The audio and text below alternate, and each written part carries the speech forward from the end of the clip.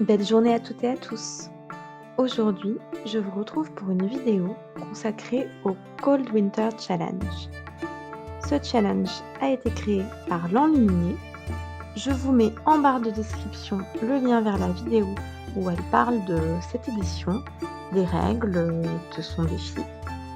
Mais en gros, comme la plupart des challenges littéraires, il y a plusieurs possibilités pour valider le défi. On peut choisir de valider l'une des sous-catégories d'un menu ou bien deux sous-catégories dans deux menus différents ou toutes les sous-catégories de tous les menus. Moi, j'ai choisi de faire une liste de livres pour toutes les sous-catégories de tous les menus, donc 13 livres au total. Je ne suis pas encore sûre de tout lire, mais étant donné que le défi a lieu du 1er décembre au 28 février, ça laisse tout de même pas mal de temps pour lire tout ça si on le souhaite. Et comme vous en doutez, bien évidemment, le défi du Cold Winter Challenge est centré sur l'hiver. Alors le premier menu, c'est la magie de Noël. Dans ce menu, la première sous-catégorie, c'est coupe de champagne.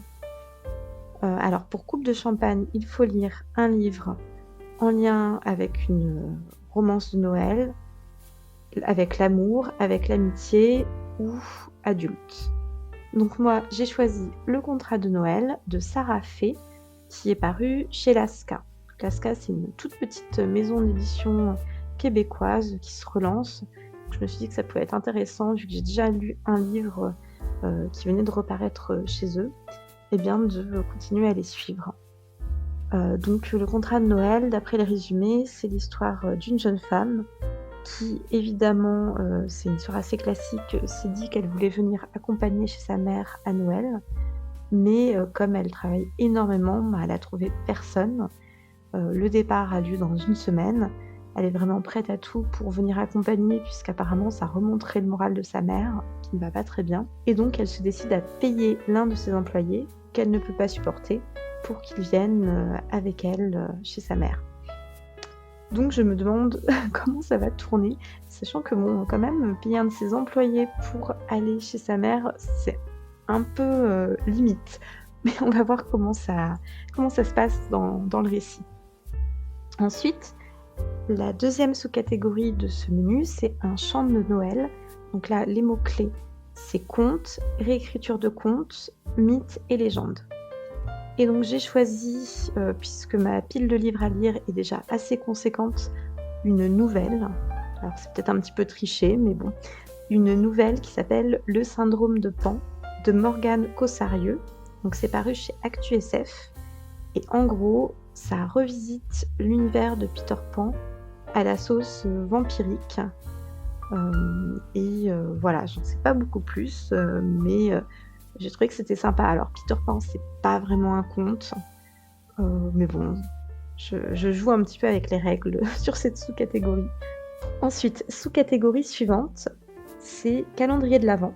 Donc ça, c'est un livre dont on n'a pas lu le résumé. Et donc j'ai regardé un petit peu ce que j'avais dans ma liseuse. Et parfois, on a, vous savez, des e-pubs dont on n'a pas de résumé. Ou en tout cas, les informations ne s'affichent pas. Donc moi, j'avais récupéré il y a longtemps, je ne me rappelle plus, je crois lors d'une opération, vous savez, livre à prix réduit, j'avais acheté ce livre et ça fait tellement longtemps que je ne me rappelle plus ce qu'il y a dessus. Et il n'y a pas le résumé sur ma liseuse. Donc je me suis dit que ça pouvait rentrer dedans. Donc ce livre, c'est Contresens de Jordan L. Hawke. Donc la couverture a l'air un peu fantasy, fantastique, mais peut-être pas du tout. Ça sera la grosse surprise. Donc je sais même pas le genre en fait. Me connaissant, j'ai sans doute dû acheter un livre fantasy ou fantastique, mais ça sera la surprise. Le menu suivant s'appelle Yule. La première sous-catégorie, c'est Au coin du feu. Donc là, les mots-clés sont Feel Good, un livre que vous aimiez enfant. Et la plupart de mes livres que j'avais quand j'étais enfant sont restés en fait dans les bibliothèques chez mes parents. Mais il y en a quelques-uns que j'ai ramenés parce que j'étais jeunes enfants. Et donc c'est vraiment des livres pour les tout petits. Donc je sais pas exactement si ça rentre dans la catégorie, mais je l'aimais beaucoup quand j'étais toute petite. Ce livre-là, donc c'est Jérôme le chat de Michel et Jacqueline Reynaud. C'est paru à la base chez Emma. Je crois que ça n'a jamais été réédité. Et donc c'est une histoire, vous savez, avec une double lecture possible. Donc il y a des phrases et puis il y a des mots qui sont illustrés. Et donc l'enfant peut lire avec son parent cette histoire. Donc je suis sûre, comme elle est dans la bibliothèque de ma fille, que je vais la relire d'ici fin février. Ensuite, sous-catégorie suivante, danse de la fée dragée. Là, il faut choisir un livre en lien avec le rêve, un univers onirique, de la fantaisie ou du fantastique. J'ai choisi, basé sur son titre, Rêveur Zéro d'Elisa Berham. C'est paru chez La Talente. Et en fait, c'est l'histoire apparemment de rêves qui peuvent se matérialiser en quelque sorte dans la vraie vie, pour le meilleur comme pour le pire quand ce sont des cauchemars.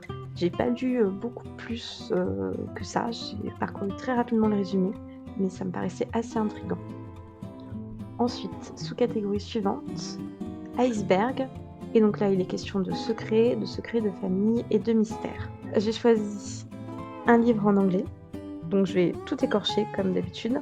C'est The Secret Garden, donc le jardin secret, de Frances Hodgson, je sais pas comment dire son nom, Burnett. Donc je l'ai en anglais, heureusement je lis mieux l'anglais que je ne prononce. Et j'ai réussi à pas trop me spoiler au cours des années cette œuvre phare de la littérature enfantine anglo-saxonne. Je sais qu'il est question d'une petite fille qui perd ses parents et qui vit dans les colonies anglaises, qui vit en Inde et qui rentre du coup en Angleterre où elle va vivre chez son oncle qui est une sorte d'ermite et qui a un jardin dans lequel il ne faut pas rentrer. Et je pense qu'il doit y avoir du mystère et des secrets de famille dans l'air. La sous-catégorie suivante s'appelle Reine des Neiges. Là, il faut choisir un livre en lien avec une femme de pouvoir, le féminisme ou une sorcière. Dans ma liseuse, toujours, j'ai un livre qui s'appelle Le complexe de la sorcière d'Isabelle Sorante, qui est paru chez J.C. Lattès. Apparemment, c'est un roman qui parle de l'imagerie de la sorcellerie, mais qui est aussi un petit peu autobiographique, donc je suis pas sûre de ce que ça recoupe, mais en tout cas, comme il y a sorcière dedans, ça doit pouvoir rentrer dans cette sous-catégorie. Et donc, je peux passer au menu suivant, qui s'appelle Hiver sombre. Dans Hiver sombre, la première sous-catégorie s'appelle Nakatomi Tower. Donc là, il faut choisir un livre qui est ou un thriller, ou en tout cas qui contient du suspense ou une enquête.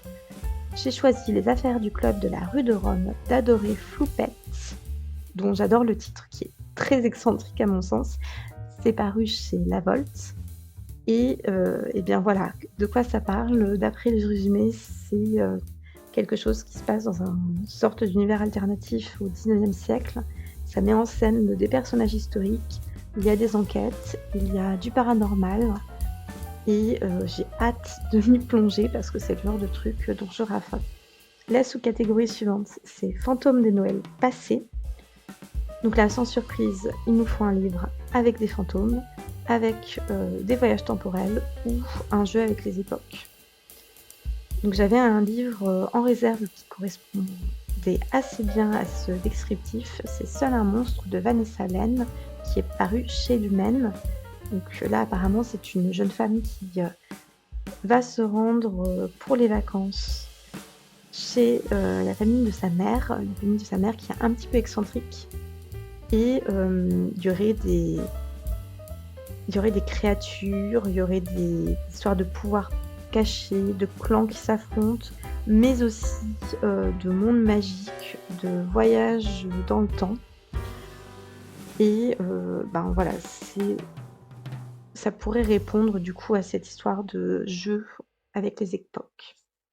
Enfin, la dernière sous-catégorie de ce menu, c'est Nuit du solstice.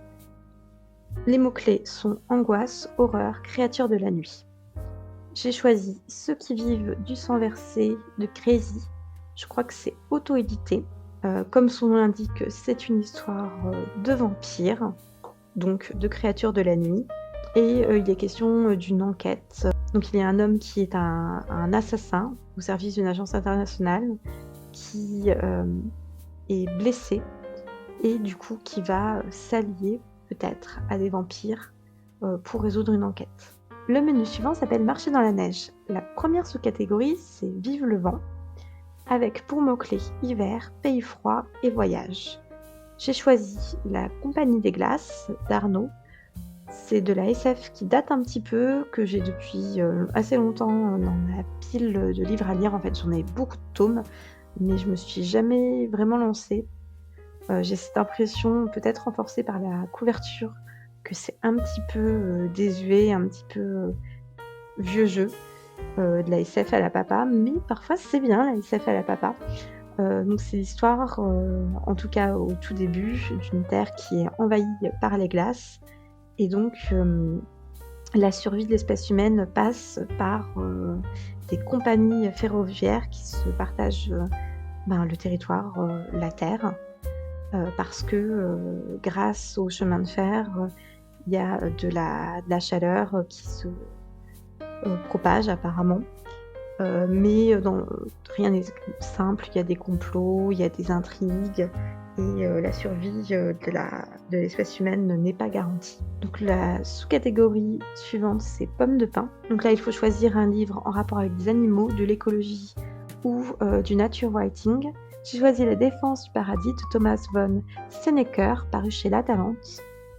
Ça a l'air d'être un ouvrage assez sombre. Apparemment, c'est l'histoire d'un adolescent qui reçoit en cadeau pour ses 15 ans des carnets dans lesquels il va raconter sa vie.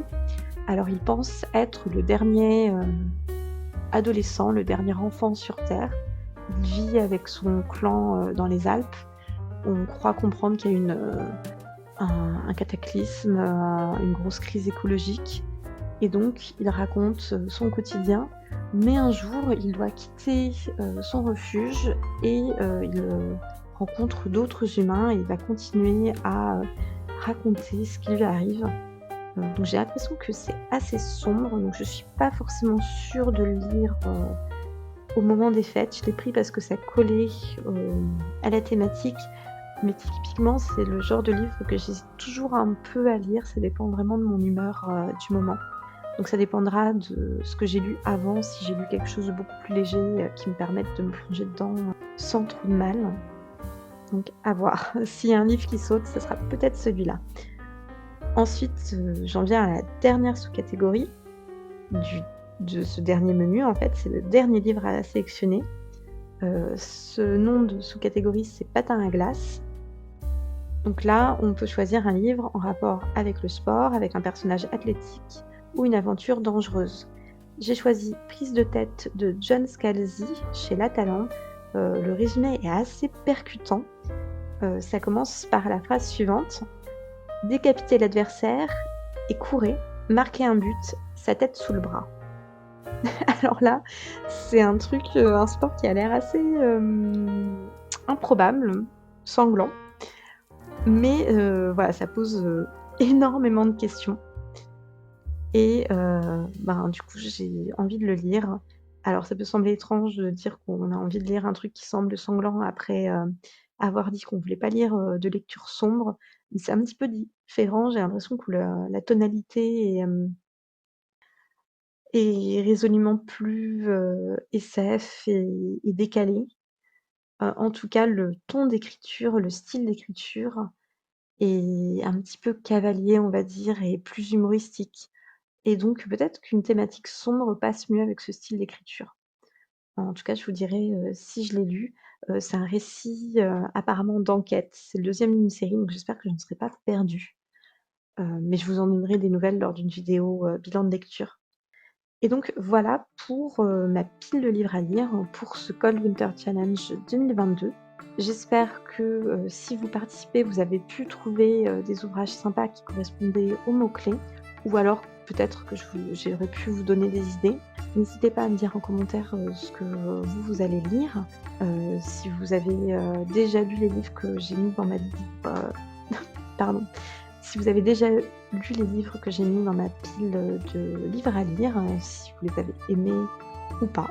Et du coup, ça pourra me donner peut-être un ordre de lecture prioritaire en commençant par ceux qui ont été le plus aimés. et en tout cas, je vous donnerai les nouvelles de mes lectures. Je vous souhaite encore une fois une belle journée et surtout de très bonnes lectures. À bientôt.